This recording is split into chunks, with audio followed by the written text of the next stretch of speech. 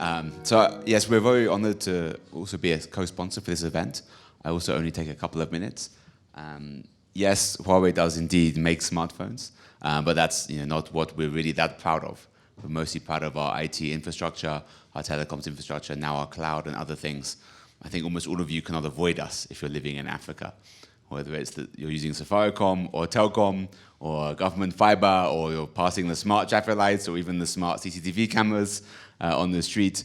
You are hopefully benefiting from what Huawei's done.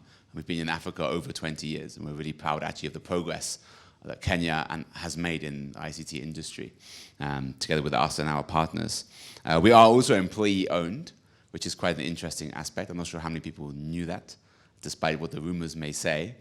We get shares, even foreigners can get some shares in Huawei of a certain kind, and that makes life quite interesting in terms of incentives, in terms of corporate culture, in terms of thinking in the long term and so on. And that's another interesting topic, I think, as we discuss kind of these issues of capitalism and trade and so on. Ownership and incentives are very, very important in that. I think we are very proud to sponsor the event tonight and other aspects of the economic grid relationship. We started obviously in China, and we were, I presume, an MSME. We had 6 people that founded Huawei. I presume that counts as an MSME. I don't know if you can get much smaller than 6. And all they were doing was importing some equipment from Hong Kong and reselling it, just like lots and lots of Kenyans are doing, probably from China at the moment. And of course, things grew. Actually, not even intentionally. When our reseller decided to stop selling us equipment so we couldn't resell it, we had to make our own.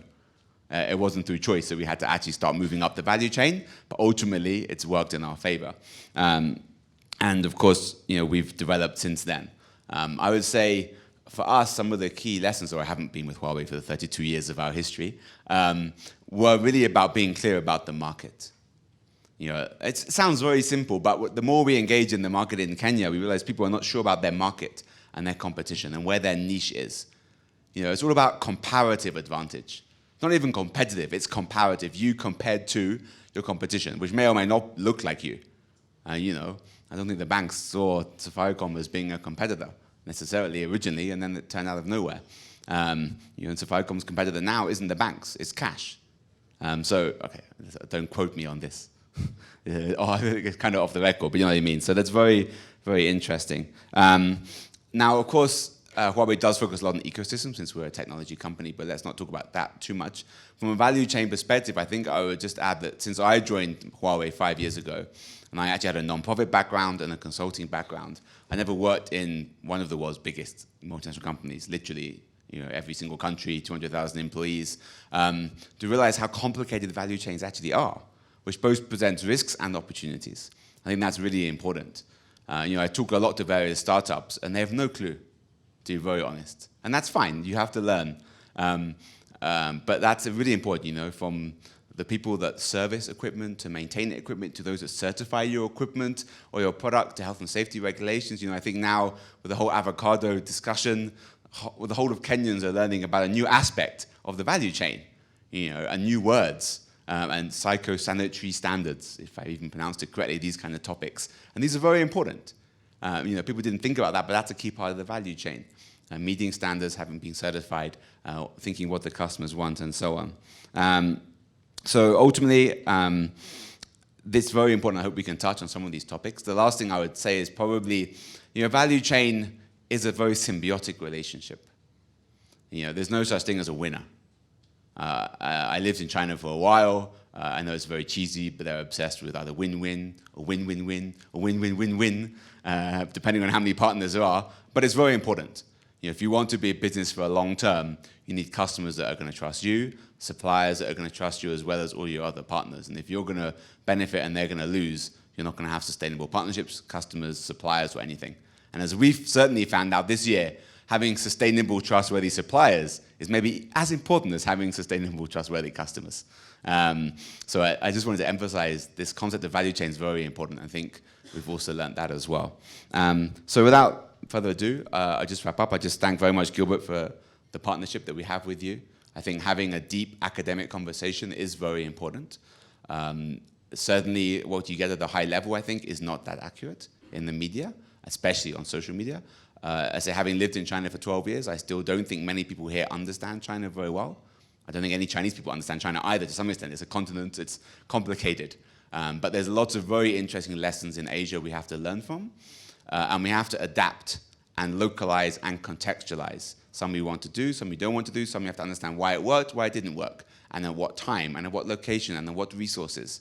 You can't just say, oh, manufacturing creates jobs, let's do manufacturing. Unless you work out what you're going to manufacture, what the inputs are, what the outputs are, who's going to be doing it, the competitors, and so on. And that conversation is very, very important.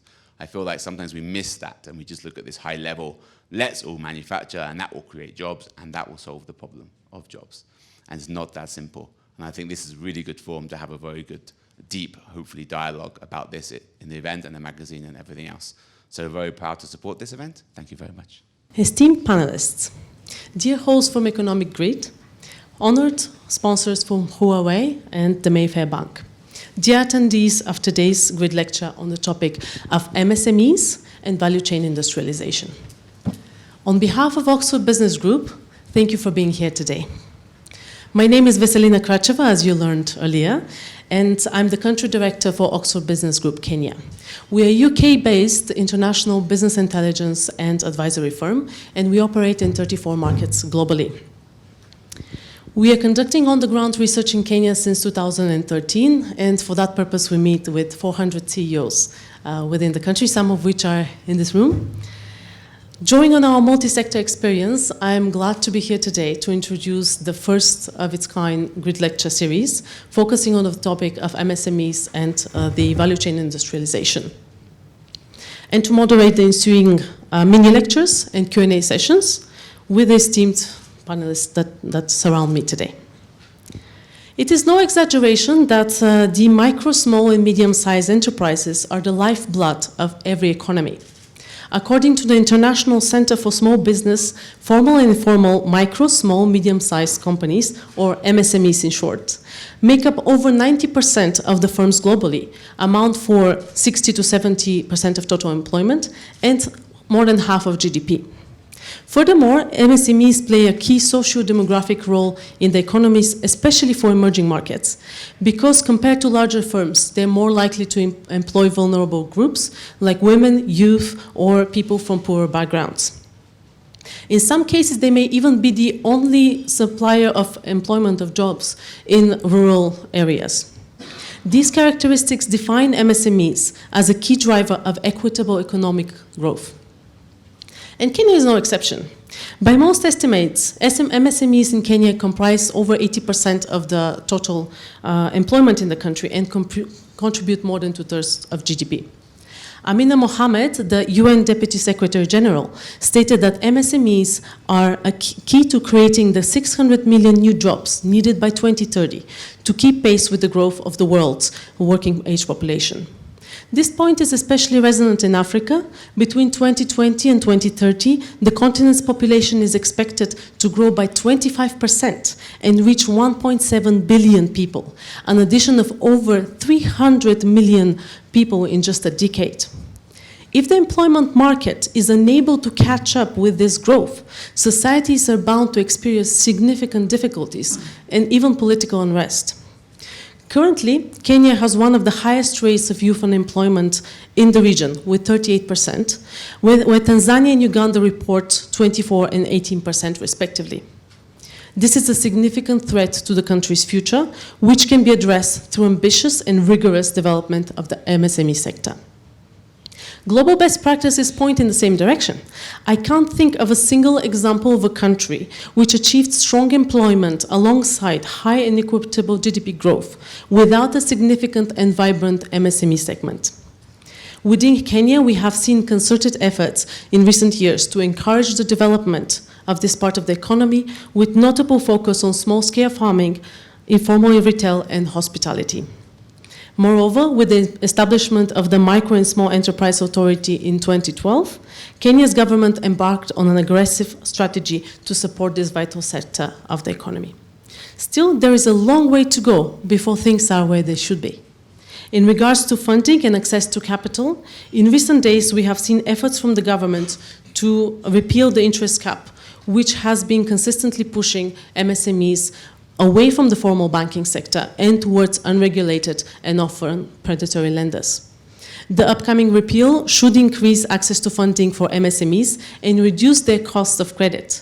The Kenya Bankers Association has assured us at Oxford Business Group that the banking sector is putting mechanisms in place to ensure that MSMEs can enjoy fair lending rates, not exceeding their risk profiles. These are all positive signs which can hopefully materialize into an improved financial and financing climate for the MSME segment. To conclude, it is encouraging to see the new emphasis on MSMEs in Kenya directed from both the public and private sector, but much needs to be done to foster growth and within the segment. Equitable development is hard to achieve and is only possible through dedicated government policies for MSME development, through reasonably priced and easily accessible credit instruments, through incubation, mentorship, skill sharing, and general entrepreneurship support. And most importantly, through the energy and creativity with which I have come to know the Kenyan people. On that high note, I would like to introduce the next part of today's event, namely the mini lectures by our esteemed panelists. To give you the most comprehensive understanding of the sector, we have selected 3 experts in the field, each of whom can provide a unique perspective on the subject matter. We have Professor Bitange Ndemo, I'm hoping I'm getting the name right, who will share with us an overview of the body of research done on the MSME segment and value chain industrialization topics in Kenya, covering the academic perspective. Mr. Boniface Ngarachu will focus on structures and characteristics of the investment market with respect to MSMEs, providing the funding perspective. And finally, Dr. Joyce Gikunda will share her success story of growing micro-enterprises into a healthy medium-sized company as a case study to demonstrate how the different elements fall into place. I am very happy to come this evening to talk to you about a subject that I like. Those who follow me closely know that in the past 2 weeks, I've focused on MSMEs on Nation Online. I decided to do that because this is the most important sector that will change this country. And yet, if you look at the numbers over the past few years, manufacturing, for example, used to contribute up to 15% to GDP. And that has dropped up to 7% last year, and is continuing to drop simply because there are several dynamics which we are not looking at so that we can reverse the rapid decline of manufacturing, in which we have many SMEs or medium enterprises playing a very key role. About 60% of manufacturing in this country is around food and drinks. If you look at most of the manufacturing is in that space, and most of the players are actually at medium enterprise level. I'm talking about medium because we have a problem with micro. Micro, the major problem is what we call opportunity identification. And what happens is they see what the neighbor is doing and they replicate the same and they destroy the market. That's why the SME report 2016 said that most of them can't get to the 4th birthday. So you have 70% of my MSMEs are in the micro sector. And you have very little in the middle, and only 3% that can be classified as large enterprises, very large enterprises. So you have a lot more in the middle who are medium enterprises. We haven't seen, and I would hope to hear from you, we haven't seen many enterprises move from micro to small, or from small to medium, or from medium to large enterprises. There are many problems, and I wrote about them. We have, in this country, have the most policy in that sector. If you recall, the 1965 sessional paper number 10 was looking at Africanization and helping small enterprises to succeed. 2 years later, another policy. Almost every 2 years, we have had a new policy. 1992, we had a major policy in 2003, the economic growth one. 2005, we had another policy, industrialization. 2007, we had Vision 2030.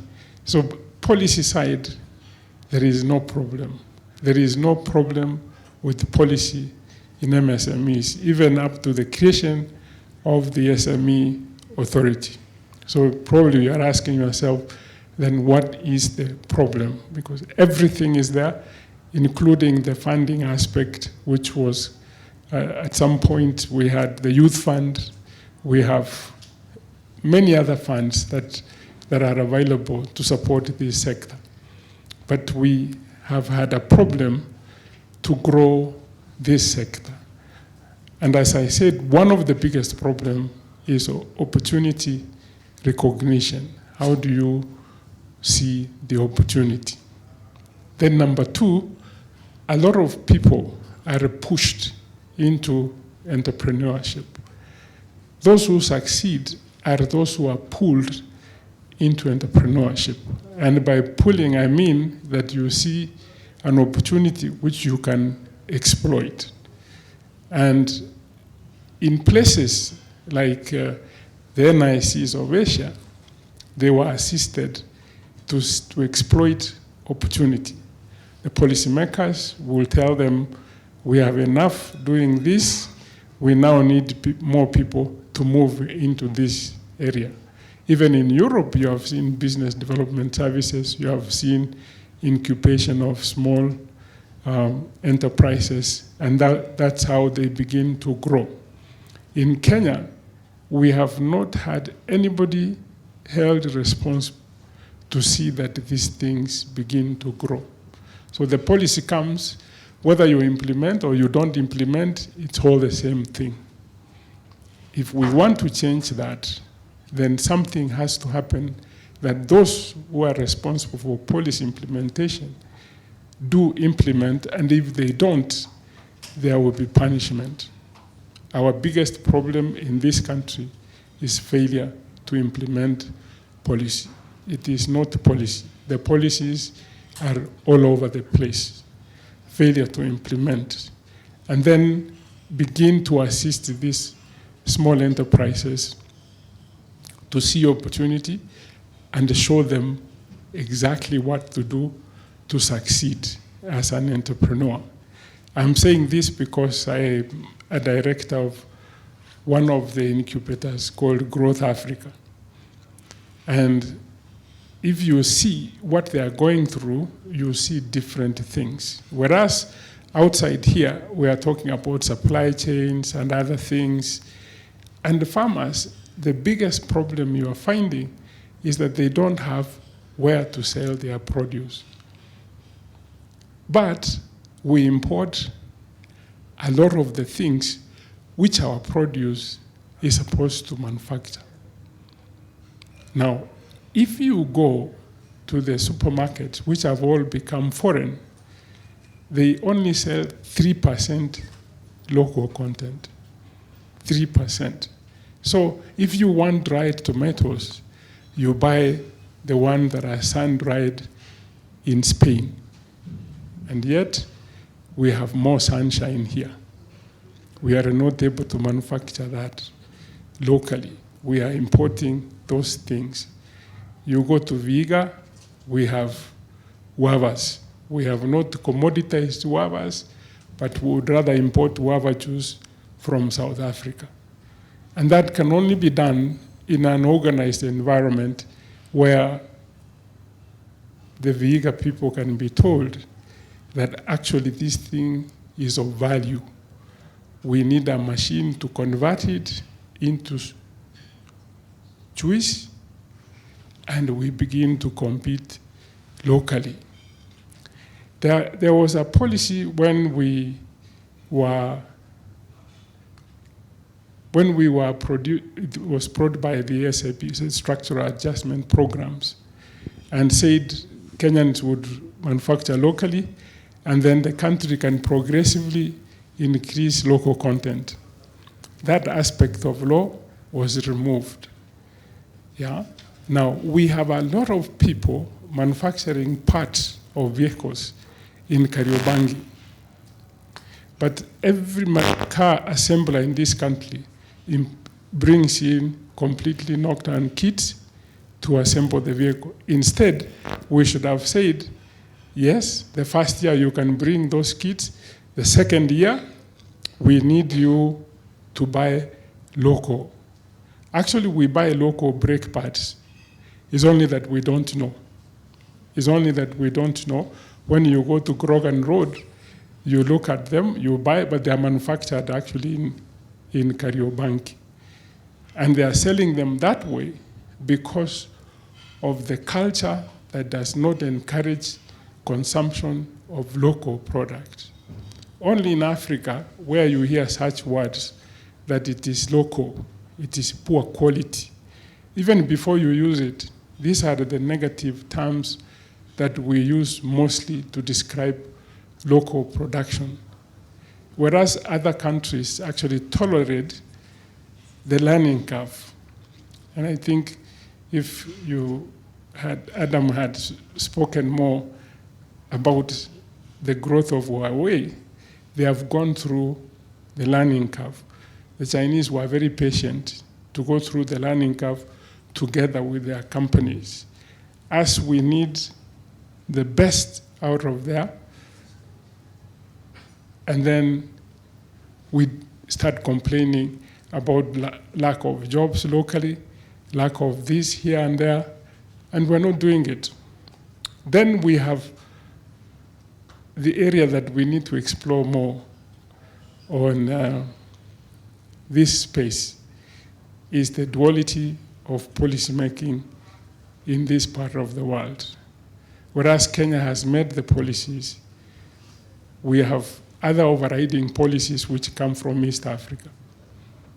And some big manufacturers have taken advantage of that they can fight SMEs from growing by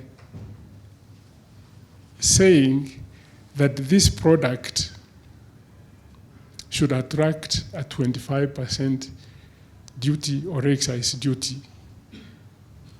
Meaning because they are bigger and in the whole of East Africa, they can draw from other East African countries. So you pay because they are getting from Tanzania or Uganda, they are not paying. So you are not competing. You are starting from 25% higher than that, and then this other one is not paying that 25% because the material is available in East Africa, and probably they control the material, meaning that you still end up working with them. Nobody has removed those hindrances that stop micro, small enterprises from competing effectively. The other area, an area like furniture, which you have seen all over the place, we have said several times, there are several papers that have been written about how to assist the sector to become competitive. We only have one or two companies that can effectively compete with Asian countries. If you remember, most of the furniture used to come from Italy. Then China took over that space. China is sort of losing competitiveness in that space. They are losing competitiveness also in light electronic manufacturing. If some of you can remember very well, we had targeted light electronic manufacturing in places like Konza. And because of that, we said, because they are moving higher to a higher premium to do production, we can actually get the low light electronic manufacturing into this space. We complained, land, whatnot, we didn't. Those who wanted to start here went to Ethiopia. Ethiopia today supplies Africa 25% of the feature phones. That's our lunch, which, because we had too many problems to clear this, it went to Ethiopia. So much of the problems we create by ourselves, because even with the policy, enabling policy environment, we have too many cultural issues that hinder us from moving forward. And going forward, as I said earlier, is to begin to see where our opportunities lie. To begin to see where our opportunities lie. I have not said this. I'm okay, yes, yeah. I have to explain this very well. I was watching Christina Amanpour talking to the editor-in-chief of The Economist. And she said something which has got a very huge implication on Africa, and even Africa, how Africa would move forward. He said there are 4 forces that are confusing us at the moment. Number 1 is technology.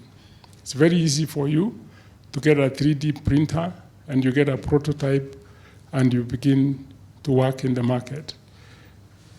But there are no companies to actually get that quality and take it to market. I use one company in Kikuyu which has bought all the machines to do that. They could not find local people to run those machines. So they had to go to India and get experts to do that. But technology is here with us. We have not looked at it, how we can leverage that to get our people to be competitive. Technology. The second is the rise of China. The rise of China, which is causing chaos in the Western world.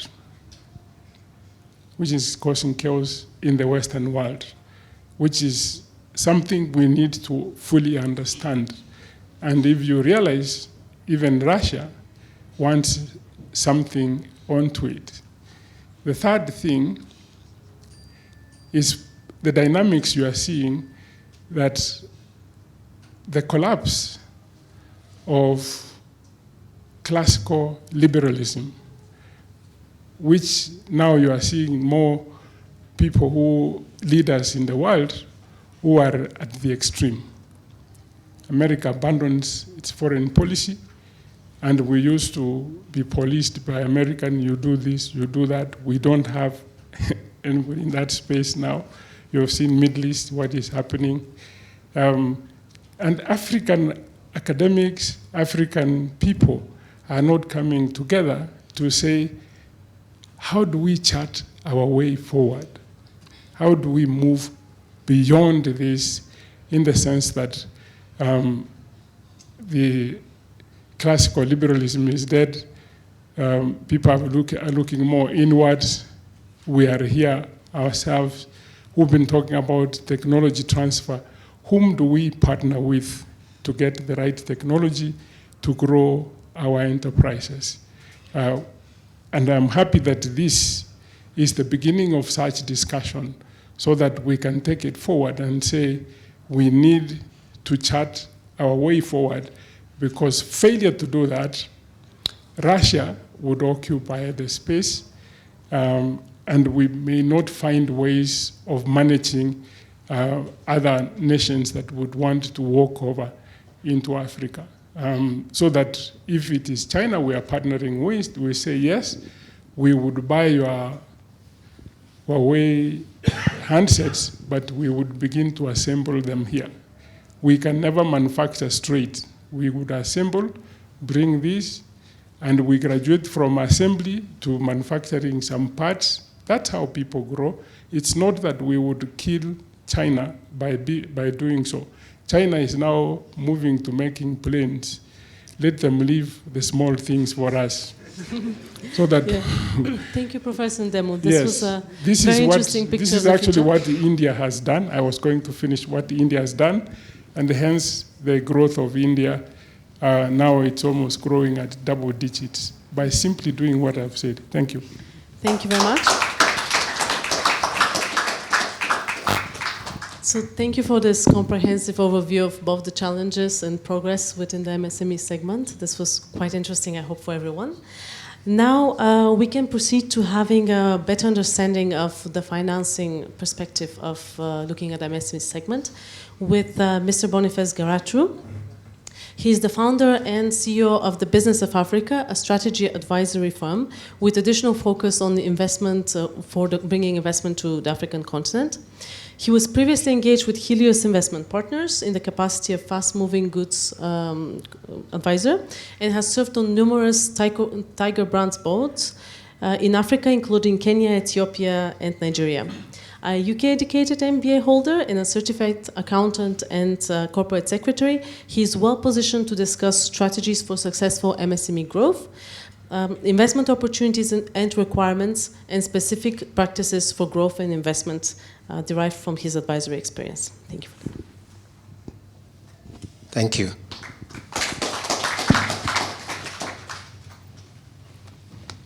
I think I'm going to start with the point that Professor Ndemo mentioned, and I'm going to make a couple of remarks. A bit scattered, and then I'll come back and probably summarize one or 2 points. One key theme that came out was opportunity identification. And this is classic. It's like trying to ask somebody, how does coffee smell if they've never sensed the smell of coffee? It's impossible. And secondly, if you are to ask somebody to write how coffee smells in terms of describing it, if they've never smelled it, even if it's so difficult. So the systemic issue comes down to opportunity identification. So I want to make a remark there and say, there's a lot of policy, there's a lot of incubators, but when we think about the incubator value chain, there's no element of facilitating the opportunity identification. You have to come with an idea, then it's incubated, but we need to go in the backward integration of that value chain. I wanted to make that remark because that is crucial when we begin to think about how is it that we're going to fund. A couple points. First of all, we need to start thinking authentic Africa. It's very easy to say China is growing, China is capturing the world. If you go back to history 1,000 years, China was still a superpower. So nothing has changed. But now we believe that they're capturing the world. I think it's because there's something we're not doing. And I'll come back to that because that has relevance specifically to what we're talking about, our medium and micro enterprises. The third thing is, without facts and data, you're just one other guy with an opinion. Half the things we try to do, we do it from a gut feel. But we don't have the facts and data. And therefore, we're just another opinion. So in the incubation model, how do we help people gather research, real facts and data? What I'm going to share with you today is my anecdotes of experience in 29 markets in Africa. Not actually doing, although I have done research, but walking the market. So I always say, when you do research on a medium-sized enterprise, where do you go? You have to go to the Komba market. If you haven't gone to Mercato in Addis, if you haven't gone to Douala market in Cameroon, if you haven't gone to Onitsha market in Nigeria, you don't know that sector. It's just theory.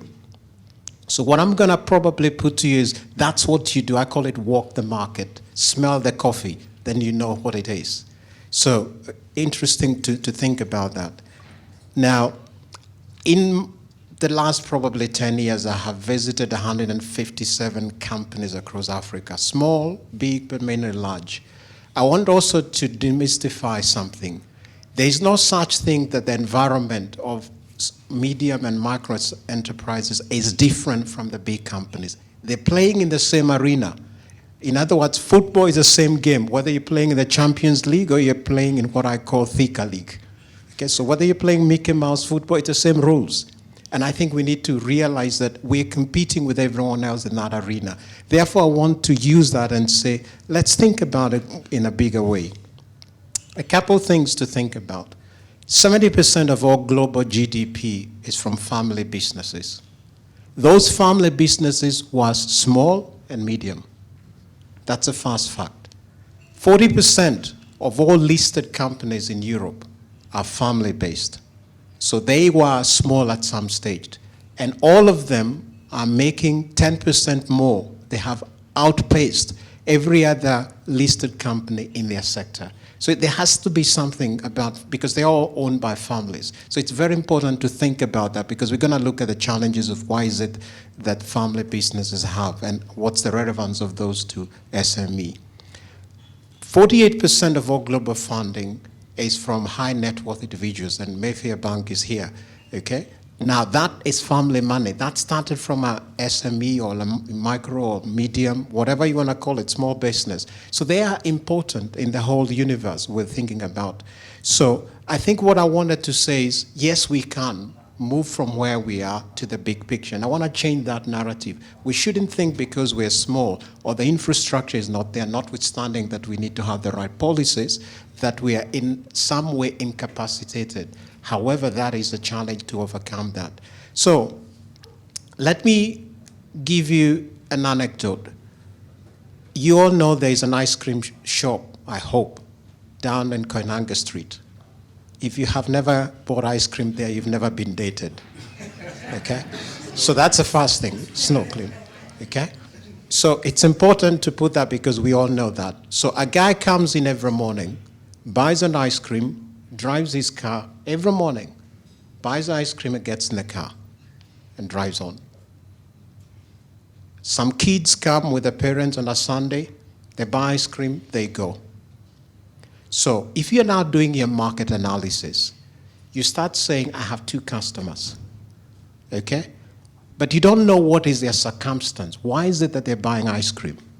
The mother with the kid is buying ice cream because they want to keep the child quiet.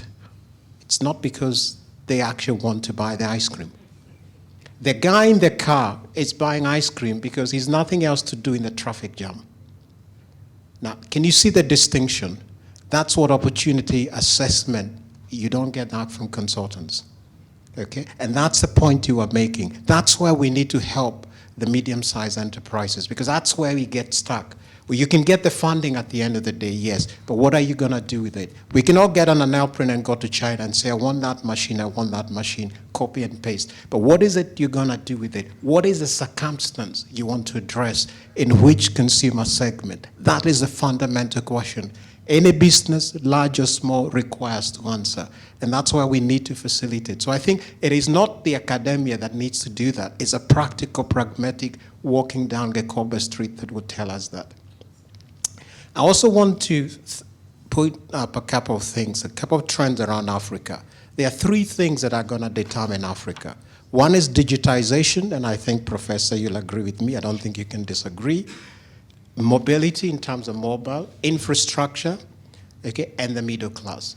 But I also want to demystify something. We tend to think that price is the number one. In all the research that I've been involved in from a consumer point of view, price is not the number one. People want quality that is affordable. So if you're manufacturing something, and I hear about making these cheaper, it's not about cheapness, it's about affordability. Africans are the most brand conscious people on the continent. Okay, and I'll tell you an example. I was in South Sudan, we're setting up telecoms, and there were containers all over there. Walked in a container, and there was these 2 girls in tattered clothes, no shoes. We had put up free internet. And what they were looking at, you cannot even think about. They were looking at a Louis Vuitton handbag, okay?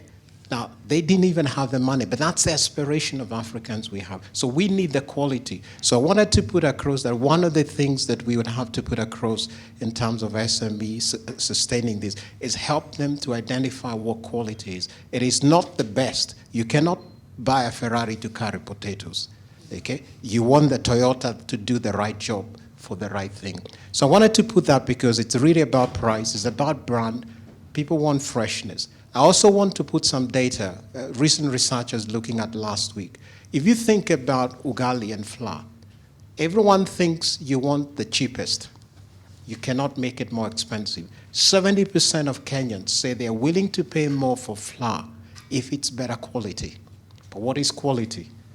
And I think you can see that there's an aspiration. So I wanted to position that the idea that we are small and medium does not in any way discount our ability to deliver absolute quality and compete with the very best. I also want to give, and I know that Doctor is going to talk about her beauty business, something that I have been involved in the market in different ways. It provides segments or niches that one can do, and you see a lot of players. So the point I'm making is what we need to do from an SME perspective is find those niches. Now, in terms of how do you then use that to think about funding? I always put together, it's the conundrum of the equation. If you have any business, big or small, there's one rule. You must grow your top line more than GDP plus inflation plus population growth. Let me repeat that. If GDP in Kenya is what, 6? Population growth is what, 4? Whatever the number you want. Inflation, let's say 15%. If you're not growing at the sum of those three numbers annually, you're losing market share. You're not growing. Now that's important because that's relevant to funding. Let me say it's GDP plus inflation plus population growth. If you add that, that's how your top line needs to grow in order to say you're holding still. If you grow more than that, you're getting market share. So the problem comes, now you then have a loan, you go to the bank and you want to borrow money, and it's a 10% or 13%. You actually have no margin. Okay, anything you're doing, you're just spinning wheels. And I think that's a fundamental flaw in the way we look at funding. And when you're starting up, so one of the issues that a lot of the family business has found is that they are unable to grow is the inability to embrace partnerships. You have to go out and say, I don't want 100% of the cake. I want 20% of a bigger cake. Because that partnership can allow you to think about quasi-equity leveraging of how you get more capital. We are afraid of giving away equity because then somebody's taking away a bit of my cake. But you can hold on it forever and you only have a small. But you have to go. So one of the key lessons is, are we still there? Yes, this is better. I think it likes you. So the point I'm making is one of the key important factors is we have to find partnerships that allow us to go to the next level. In other words, we're playing in the Premier League, we want to play in the Champions League. The game requires a different approach. You need new people, and that really is one of the impediments of moving from medium or small to the next level. We need to be brave in that. But I think to talk about funding, so there are three fundamental issues. One is the one I was explained of if you're not growing your top line at GDP plus inflation plus population growth, you're losing market share. Now, when you then borrow, and with respect to the financial markets, close to that number, you're not growing. Okay? You're not growing at all. In real terms, you're not growing. You think you're growing at 10%, but you're losing. You're going backwards. The multinationals, everyone else is taking your share. That's the point. So you need to find a formula whereby you allow almost a seeding capital, which is one of the things that we miss in this market. And when you think about policies, there's no, in the banking system, but there could be, maybe it's beginning to emerge, real quasi-equity, which says, I will put in my equity, and especially for SMEs, you don't have working capital. You get constrained because now you have a large order. How do you fulfill it? And the problem with that is that then you have to borrow and then it eats back your profit. So those are the infrastructural issues that are there, probably that are not yet addressed by policy, because they need novel ways of looking at it, whereby you have an instrument that allows you to have some seed capital that is on the basis of equity, that allows you some tenure, maybe it's 18 months, for you to do what you want to do. And at the end of that period, it can then convert either to debt or some other instrument. But that formula doesn't exist. It exists in places like Mexico. You find it in Morocco. You find it in Tunisia. But it needs to be seeded by a large player in the banking sector, or a group of them. So I wanted to raise that as well. So the key, therefore, and I also wanted to raise something else. In the consumer segment, which I have spent a lot of time on, there are three important things for any business. It's your route to market. How do you get to the consumer? Secondly is your supply chain. And thirdly is your price positioning. Those are the three things. Why is it important? With the challenges we have in infrastructure, your route to market, how you get to the consumer, is your most expensive part of the value chain. It's 20% of your margin between when it leaves what you make to when it gets to the consumer. 20% of your margin is lost. So if you can mobilize that or digitize that, you can save 20%. Now, therefore, and that is the same for medium-sized enterprises or for big Unilever or P&G. So the advantage that you would have as an SME is that you have agility. You can begin to do things smaller and then grow. For instance, one of the trends we see in Africa is the emergence of cities. Don't bother doing national. Win in your local little constituency. That's where it starts. Win and capture that market. We were doing a project with SAP Milan in Nigeria, and one of the things we discovered was rather than fight Diageo with Guinness in Lagos, we went to all the surrounding towns, Onitsha, and set up mini breweries. So we captured those towns, and then by the time Diageo woke up 3 years later, those markets were gone, and now we could fight in Lagos. So your SME strategy, going back to the point about identifying opportunity, is looking for that ice cream person and understanding what is it they are doing, what is the circumstance you're addressing, and then position that and say, right, I'm going to win only in Dandora. Don't bother to do many more, and I think we'll hear those stories coming in. Win Dandora, then go to Mombasa, and then replicate. Because also the challenge with medium-sized enterprises, as you expand, the risk of failure, because sometimes you don't have succession planning, can plague into you. So I think what I would propose is to, as we think about options of how we fund, and because to this day, all we have is the standard bank facilities that allows us really to take debt primarily. Venture capital and such instruments are not prevalent in this market. Is to see, is there a way that financial markets can come together, 2 or 3 institutions, and say, right, we're going to fund SMEs to give them some quasi-equity, but we will not do that until the opportunity is identified by a collective process. And there you can have a lot of mentoring. And then the opportunity becomes what is incubated.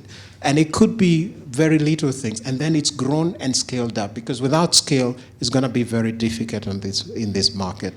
How much time do I have? I'm done. Well, I think these were very nice concluding remarks, actually. So thank you very much for your address. And thank you for giving us an insider perspective on the type of indicators that financing institutions look at when they're evaluating MSMEs. Thank you.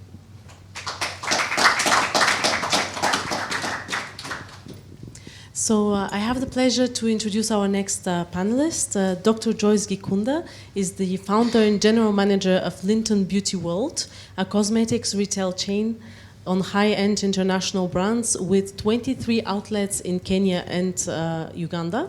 The company was co-founded between Joyce and Edward Gikunda, had its humble origins in 1983 as a small pharmacy, which grew and evolved in today's success story.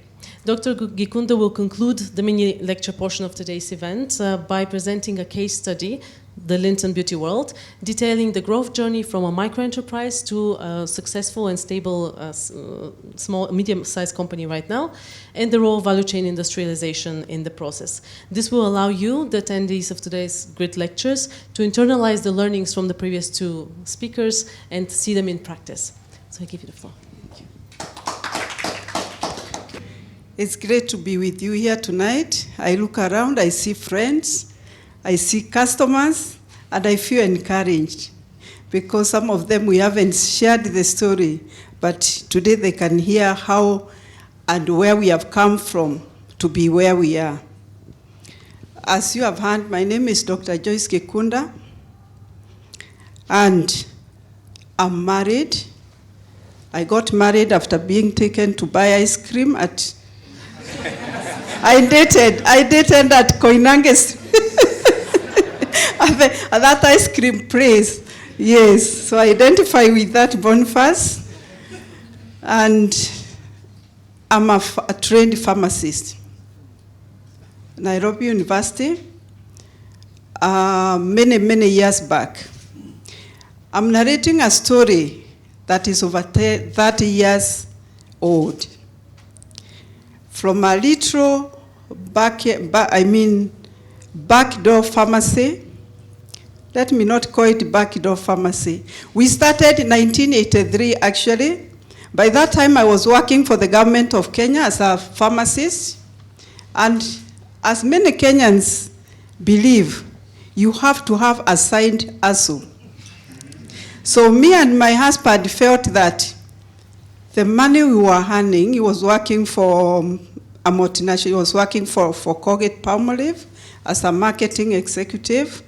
I was a government pharmacist. I used to earn 6,000 shillings. And I remained on that job for 9 good years. Looking back, I do not regret, because that's why I made networks, that's how I made contacts. I got to know my suppliers, future suppliers, through that route. So it's something that when I'm mentoring people, I say, you always need to start somewhere. You need to respect where you start. So the journey of Linton started as Lintons Pharmacy, because as a pharmacist, as a family, you've had most SMEs or micro-based enterprises start as family businesses. We put our minds together with my husband and realized we needed something on the side. So what is this? In early 80s that could be done? What sort of business? We looked at the pharmacy business. Most of the business were actually owned by the Asian community. We have come from far.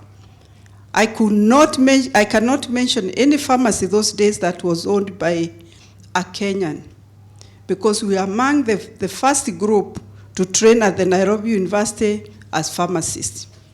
So we were still on the learning process. So somehow we broke the barrier and felt, let's start a pharmacy. So we couldn't start it even at CBD because of some fears, the finances and all that. So we went to a residential place, Buruburu. So we opened our first pharmacy called Tropical Pharmacy, and it grew. But this time, I'm just going there in the evenings, I'm going there over the weekends. We have one employee. So I call it a micro enterprise. And it grew. Come 1988, somebody, our Asian brother, a friend of ours, offered us to buy a pharmacy on Mamangina Street. And we took a step of faith. We bought the pharmacy. And by the time we were buying that pharmacy, let me say it was run down. It had only one messenger, and then the structure, run down pharmacy, but that did not deter us. We got into the pharmacy, and at that particular time I decided now it is time to quit. I can't entrust now somebody else to run our business. So there I'm enthusiastic, I get into the pharmacy. And the interesting story now starts, because as I'm here in this pharmacy, the structure was pharmaceutical and veterinary products in a pharmacy. That's how it was those days. And it used to bother me. Anytime I get in, there is a stench that used to come from the vet products. It used to bother me. And that challenge made us actually change from that to cosmetics. First of all, we decided, let's remove the veterinary products. Just leave the pharmaceutical. Because even the clientele mix was not, you have a farmer here, and you have a very smart lawyer this other side in a suit. So you look at it, and it was a total confusion. So we had to resolve that first. because one thing, we love things beautiful. So we did away with that. We started bringing in cosmetics. And as if those of you who were there that time can remember, there was no source of cosmetics. For pharmaceuticals, it was easy to get from pharmaceutical distributors. That chain was very well organized, so we had no problems ordering ampicillin, ordering tetracycline, and ordering any medicine from anywhere. There was no problem. Come now to the counters we have created for cosmetics. There was no source. So, and to start now traveling a little bit, get briefcase purchases from South Africa, get briefcase purchases from US or from wherever I landed. My business was to travel with my children, travel with my husband so that I could get that extra space of suitcase to bring in products. Now, that's how this micro-enterprise began. But I can tell you it grew because of passion. The other need that I identified is, as I'm in the pharmacy, I could see my friends come with a daughter maybe with acne, them themselves with a rough skin, and I would try to connect my pharmacy knowledge with the products that are on the counter there. And the options we had those days was to send them to a dermatologist. A dermatologist who would maybe prescribe, because of their profession or their training, they would prescribe a steroid and not give much education to the lady whom they have given the steroid. And this steroid, after using for 1 week, you are not supposed to use it longer. But because it clears your skin well, you continue using it for a month, 2 months, 3 months, it becomes your cosmetic. So there was a big problem. And this is where Lintons now we stepped in. I started consulting more on skincare than counting the tablets at the back. I had to engage other helpers, consultants, to help me do the other bit as I did this other one. And you know what? The business started growing. This was the first phase, 1983 to 2012. Tropical pharmacy, we have already bought Lintons Pharmacy as well, so we are running them. And we are just sourcing things haphazardly. Then we came to phase 2. Now the business is like 50% cosmetic, 50% pharmaceutical. Phase 2 set in. We started now looking for suppliers overseas. The likes of Estee Lauder, the likes of Clarins, and all. I mean, I cannot tell you why we were aiming high, but somehow the passion lent us.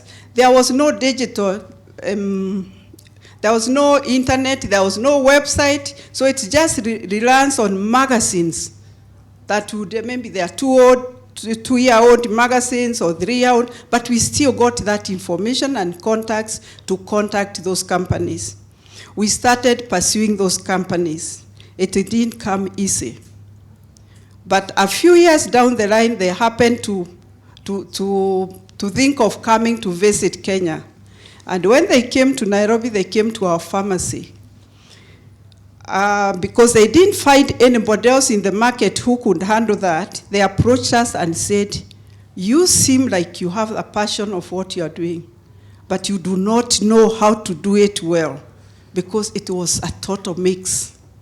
You just place this here, there, just mixed up. Now, they said, if you are willing to start a beauty shop on its own, we can join you and train you on the way cosmetics are done. That was the beginning of Lintons Beauty World. In 2007, by coincidence, Westgate Mall was about to open. We booked a space there and we opened a shop. And we started getting very enlightened by these companies. They would come every 3 months, or they would call us for training, and we got more knowledge. And the other thing we hated was to find our women, particularly our women, believing that skin lightening is the way to go. You become more beautiful by lightening the skin. So that was at the core of our minds, trying to campaign against such practices. And we won ground, and it continues. Now, phase 3 of our growth started 2013. That's an interesting bit I would like to mention. By 2013, we had decided now we want to be in the area of cosmetics, not pharmaceuticals. So we sold our last pharmacy in 2012. We focused on Beauty World. Now, by this time, we have Westgate and we have Junction. And we are there, like the rich fool, those who read the Bible. We sit down with my husband and say, these 2 shops are just enough for us. We are growing old. We are about to retire. So we're going to retire running these businesses, those two shops. And we were comfortable. So we call our sons. We are blessed with 3 sons. We invite them to be in the board, and we sit one day, because now we have heard from forums like this, you need to prepare your retirement.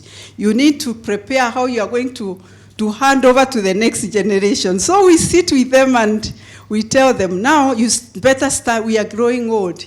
You better start listening, you better start getting involved, and in fact, would love one of you or 2 of you to come and run this business. I'm telling you, they laughed at us. They really laughed at us. That was the breaking point. So they said, Mom and Dad, how can we come and run these 2 shops with you? You took us to school. We have good jobs.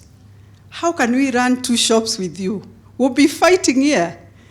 So we asked, so what do you want us to do? We can sell them. We sold the pharmacy because we thought you are not interested. So we can also sell this. So that's where the first time to hear the word scaling up came up. So they said, you have to scale up.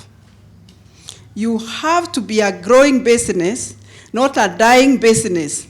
It was like we had settled to be like a dying horse. Now, that was a challenge, and we took it up. The rest is history. Because from those 2 shows, actually even as we were planning that, Westgate goes under the bomb blast in 2013. So we are left with 1. And then we open even our eyes, it opens our eyes even more. That, wow, we thought we are comfortable, we thought we are settled with the 2, now we are left with only 1. So the challenge became even more real. And from there, we took the advice that they gave us. We started all the malls that came about. We joined, we applied. And to date, we have grown a brand that sells luxury cosmetics, not just selling as a supermarket. We believe in consultations. We believe in educating our customer on good products, on genuine products. We also believe in training the consultants. And let me say this because we are here because of what? Job creation, of economics and all that. From that pharmacy, where we had only 1 employee, we have over 200 employees as we speak. 80% of these employees are ladies. And the other something that we really love is identifying talent and nurturing that talent. And that has brought us to another level whereby we felt the challenges that we are facing in this business. And the major challenge that we faced was training these people, because our business depends on training, intense training. We train them, and they, after 2-3 years, they are out to be on their own. And so we realized that we won't just sit there and brood over the losses. What do, we actually opened an academy, a training academy, Lintons. It's been running for 1 year, and we are expanding it because the need is there. The purpose for this is to bring up the profession, to bring the level of cosmetic industry in Kenya to be up the game. Whether we train and they go to do their makeup artistry out there, or they are employed by competitors, we do not mind, because we believe in being a small enterprise. You have to open your heart to help others, to mentor others, so that together you grow to be stronger.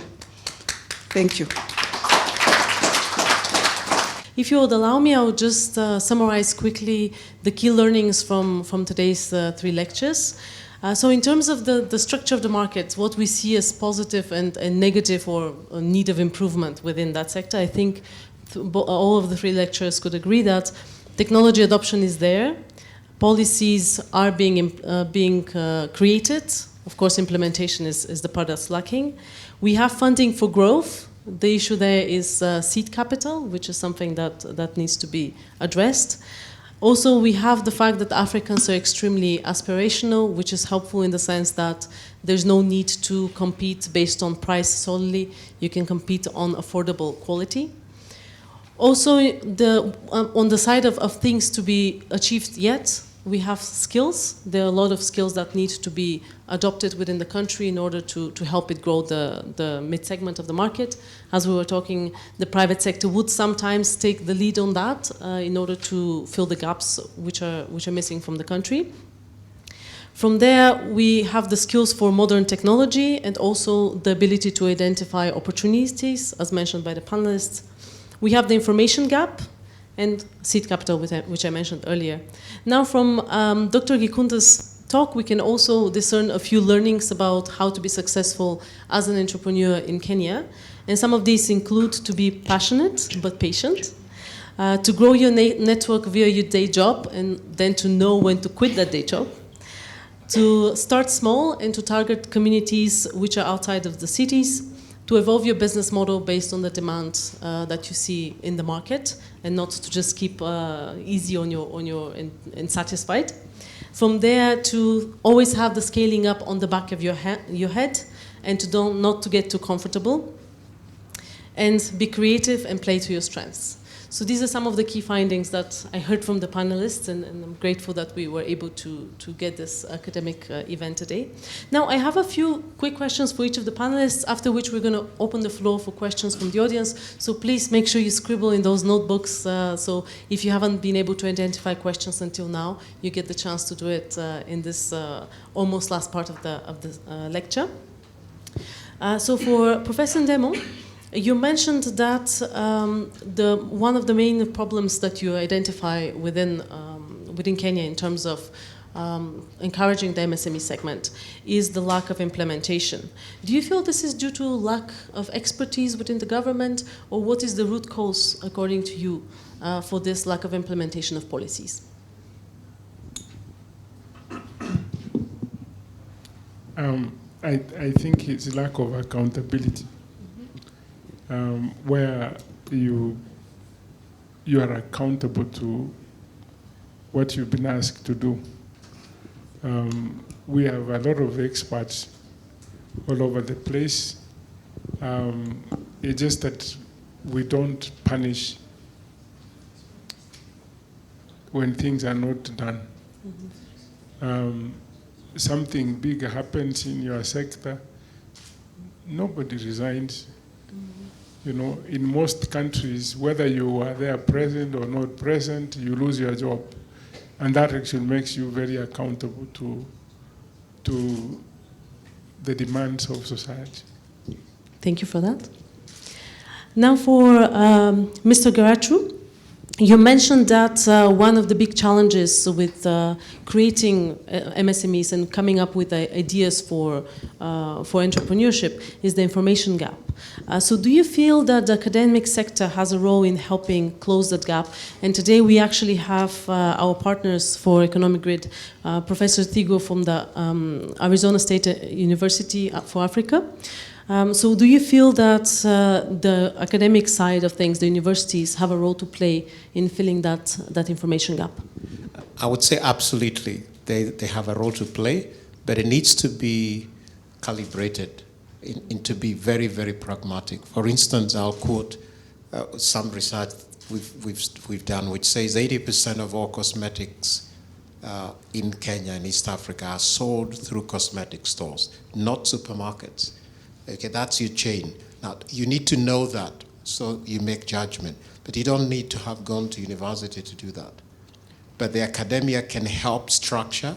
But again, it's more, how do you help the individuals who are in those segments to reach, because it's costly to do research, to train them. So it can be done, that research element or competence can be incubated at the university level.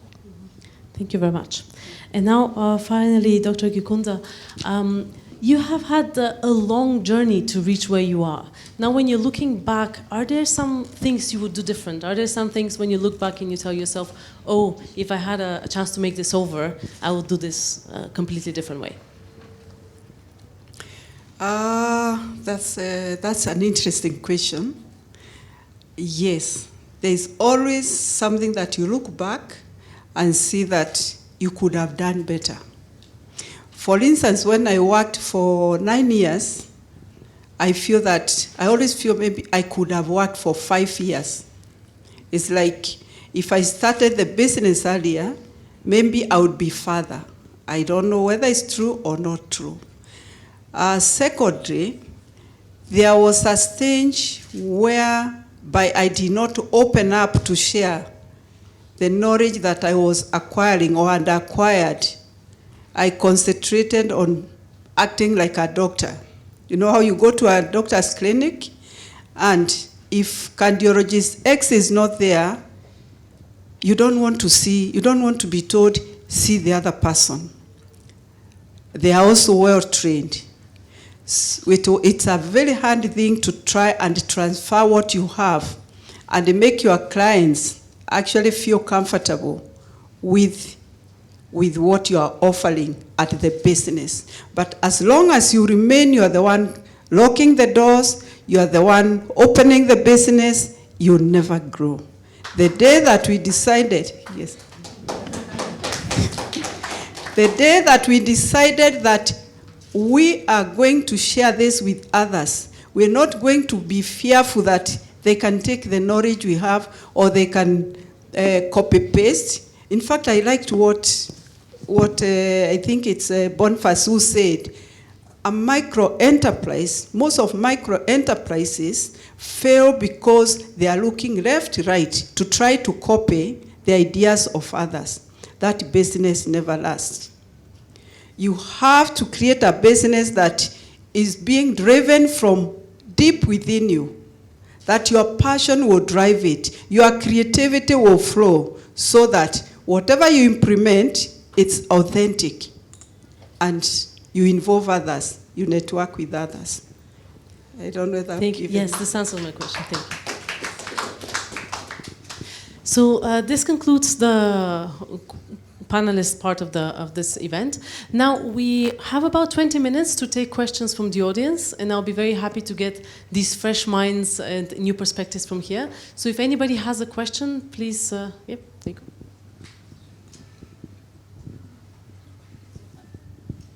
Thank you very much. My name is Professor Kea. I work in the Office of the President. Let me say that I'm very, very grateful to be here. I think this conversation is quite patent. There is one issue that I'd like to raise that I think Professor Ndemo has rightly stated. And I think to me this is what the heart of the matter in terms of these policies. what we have been doing in developing countries, policy implementation is a parameter in the developed world. The institutions are given that do the job. The challenge we are having in developing countries, it is policy implementation is a variable. It matters who is the leader or who is carrying out the process. And I think I agree with Professor Ndemo that part is also the issue of accountability. But I think the problem is much deeper than that. When we are formulating policies, in most cases we sit down as academia, we don't involve the policymakers, and later on you develop a policy and you're giving somebody who has no clue or he has not part of the internal conceptualization to do it. The other important issue is that the policy formulation also need to think through how the policy will be implemented. And that is a function of how the politics of the day, you need to map out the landscape of who is the leader or what is the politics of a particular country is going on. Otherwise, in my opinion, and I agree with President Ndemo, we have all these great policies, but as a policy makers, we are not figuring out how these policy will be implemented. Compare, again, to countries like China and maybe Ethiopia to some extent, where the policy implementation discipline is highly encouraged, and so consequently, you find what China has done in the last 20 years is quite remarkable. I mean, there's an interesting book I would like to recommend, because I think the China case study is something as Kenyan, and particularly those in the policy arena, need to study very, very carefully. This book is called 100 Years Marathon. And basically it's how the China thought through this economic growth and the reason why maybe fairly soon. I mean, they had thought maybe by 2049 they will have beaten the US, but I think they might even does that before then. So Sake, if I understand correctly, you're adding the fact that there's not a real policy implementation strategy or planning within the government. So coming back to the point of accountability being the main issue, do you feel that having such a strategy or such a policy such a plan of policy implementation would actually help with that accountability issue? Actually, as you said, there is more, and I didn't have time to say more. If you want to see where our problem lies, it lies with culture, and I just mentioned culture at that level. And one of those things that I was trying to explain is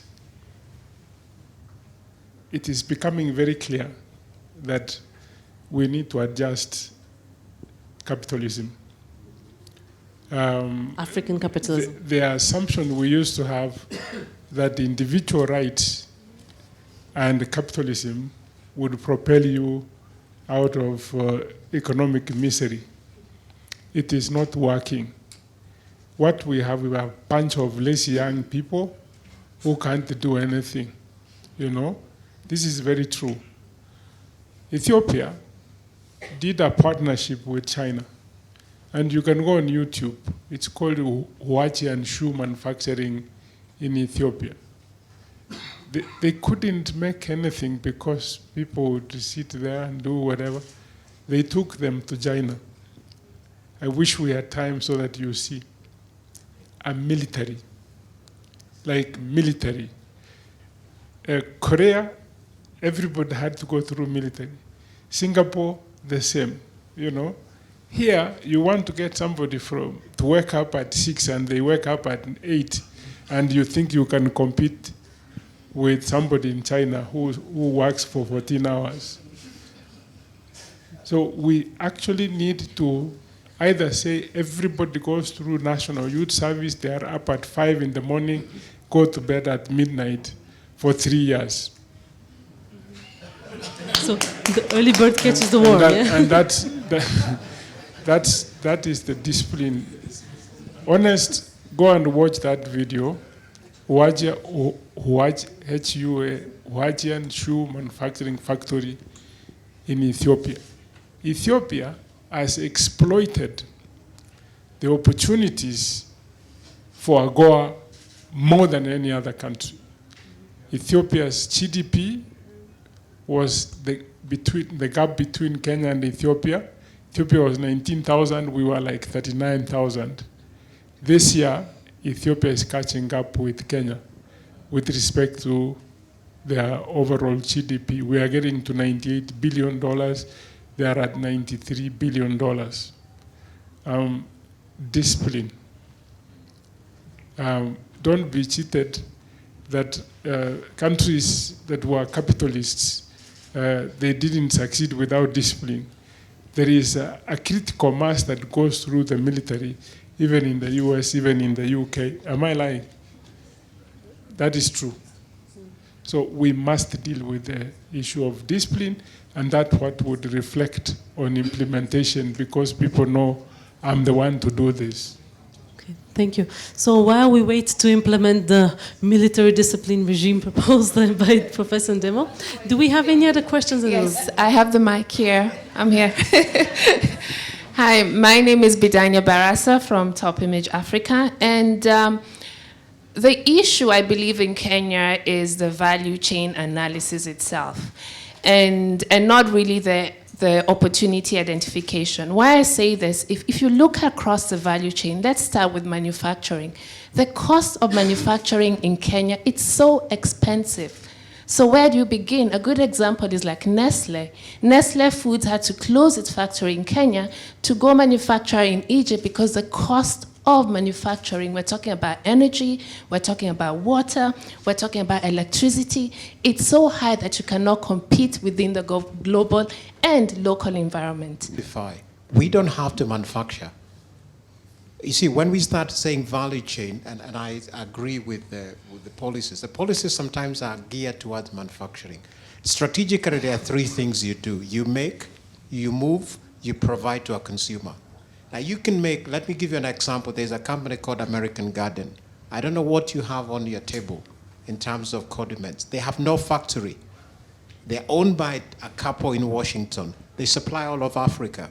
So I think we need to think beyond making and say, I can make it in Dubai, I can distribute it in this way, so you don't have to tackle the whole value chain, because then you end up with the vagrancies we're talking about. That's the first point.